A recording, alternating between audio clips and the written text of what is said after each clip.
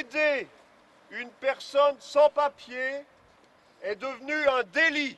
Ils étaient près de 300 personnes à manifester aujourd'hui devant le palais de justice d'Angers, comme dans 80 autres villes de France. L'idée est de dénoncer une loi qui rend l'aide aux sans-papiers illégale. Les délinquants solidaires, c'est le nom qu'ils se sont donné, pointent du doigt notamment la garde à vue d'un responsable d'Emmaüs à Marseille, accusé dernièrement d'avoir aidé un sans-papier. Comme toutes les communautés de France, on héberge forcément des sans-papiers. Depuis longtemps. C'est une tradition. À Emmaüs, on pratique l'accueil inconditionnel. C'est un des fondements du mouvement et on ne sort pas de là. Je ne me sens pas délinquante en aidant des sans-papiers. Pour moi, c'est quelque chose de logique. On n'a pas à être poursuivi pour aider des gens qui sont, faut pas l'oublier, d'abord des gens qui souffrent et qui ont besoin d'aide. À Angers, les personnes aidantes disent parfois ressentir une pression psychologique des autorités. On sait quand même nous le rappeler que c'est illégal. Ça peut être en préfecture, ça peut être le fait qu'on puisse avoir les renseignements généraux devant chez nous, on l'a vu dans notre quartier. Voilà, donc on se dit, de façon toute logique, si on a des gens qui enquêtent un peu ou qui regardent, c'est quelque chose d'illégal qui se fait. Donc il y a cette pression qui est là. Le Parti socialiste a d'ores et déjà déposé une proposition de loi visant à dépénaliser le délit de solidarité. Elle sera examinée le 30 avril prochain.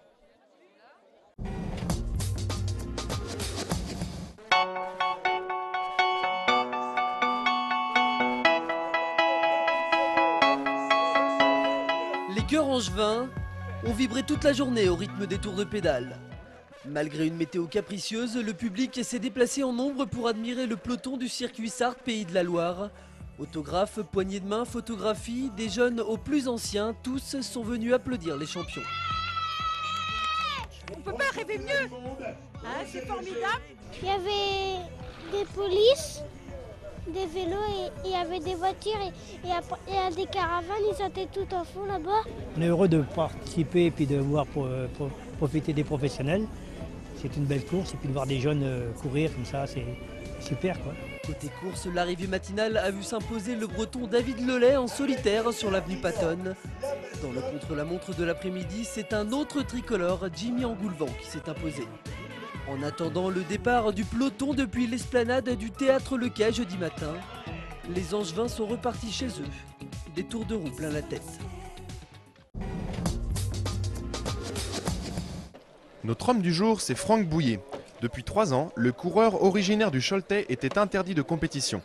Atteint de narcolepsie, une maladie qui provoque des endormissements, il devait se soigner avec un médicament inscrit sur la liste des produits dopants.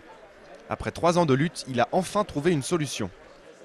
Et heureusement, à partir de cette année, il y a eu un nouveau médicament qui est sorti et qui n'est plus sur la liste, donc qui m'a permis de reprendre la compétition. Franck a repris la compétition il y a quelques mois, soutenu par son équipe.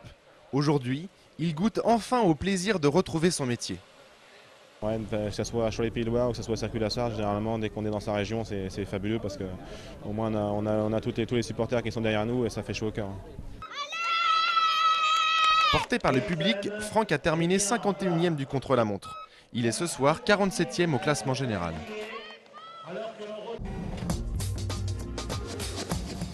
Plusieurs jours après les faits, les stigmates du sinistre sont encore bien visibles. Dans la nuit de samedi à dimanche dernier, l'école maternelle Jean Rostand, implantée dans le quartier du Lac de Maine à Angers, a en effet été ravagée par un incendie, à l'origine encore indéterminée pour l'instant. Ce matin, Jean-Claude Antonini, le maire d'Angers, s'est rendu sur place pour mesurer l'ampleur des dégâts. Il en a également profité pour annoncer que les 113 élèves scolarisés dans cet établissement allaient être transférés dans l'ancienne école de la Chambre-Denier, située à 350 mètres de là. Nous avons décidé de faire tout ce qu'il fallait pour qu'à la rentrée des vacances, les enfants, tous les enfants de maternelle retrouvent une classe, non pas de camping, non pas une classe provisoire, mais une classe qui ait l'allure, le toucher, l'odeur d'une classe définitive. Pour des raisons pratiques, la rentrée de ces 113 élèves a cependant été décalée au jeudi 23 avril, ce qui leur fera donc 2 jours de vacances supplémentaires. Quant à l'école maternelle Jean Rostand, elle devra être entièrement reconstruite, ce qui veut donc dire qu'elle ne réouvrira pas avant la rentrée de septembre 2010. Fausse alerte au multiplex. Lundi dernier, le cinéma situé dans le quartier Saint-Serge à Angers avait été évacué en raison d'une odeur suspecte de gaz. Plus de 300 personnes avaient dû quitter les lieux. Selon les agents municipaux de la voirie, la mauvaise odeur provenait du réseau d'eau pluviale où des dépôts organiques avaient fermenté. Les agents municipaux ont donc tout simplement ventilé les canalisations. Mardi, les demandeurs d'asile manifestaient devant la mairie d'Angers pour demander des solutions d'hébergement. 70 personnes occupent actuellement un squat au 48 de la rue Lyonnaise. Jean-Claude Antonini, le maire d'Angers, vient d'écrire au préfet. Il lui demande d'exercer son pouvoir pour sortir de cette impasse.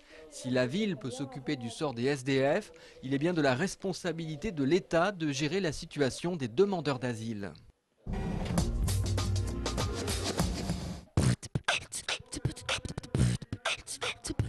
Les human beatbox ou boîte à rythme humaine, c'est l'art de faire de la musique et des sons avec la bouche.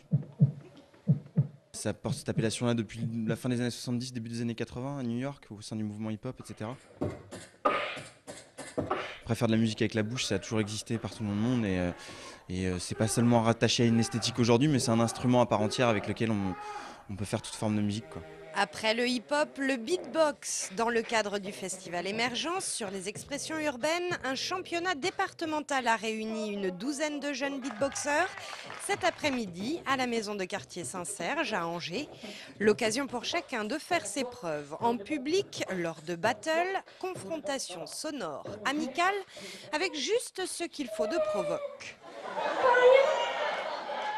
Les battles, ça fait partie aussi de cet esprit du mouvement hip-hop, avec la confrontation permanente, essayer de se confronter pour se dépasser tout le temps.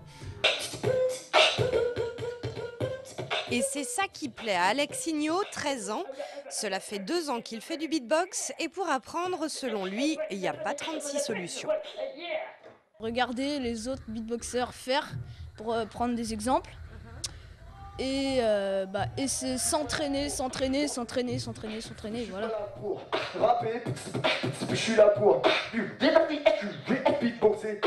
Demain jeudi de 13h à 15h, les beatboxers seront dans la rue. Vous pourrez aller les écouter place Romain dans le centre-ville d'Angers.